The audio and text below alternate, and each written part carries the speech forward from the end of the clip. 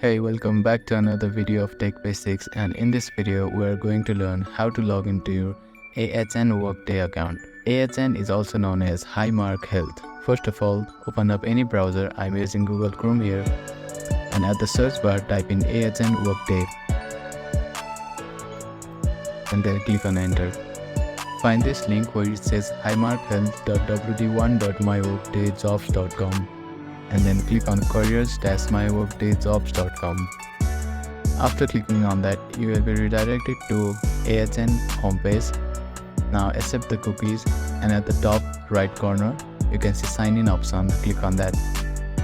After clicking on it, you can type your email address and password. After typing in your email address and password, click on sign in button to sign in to your AHN Workday account.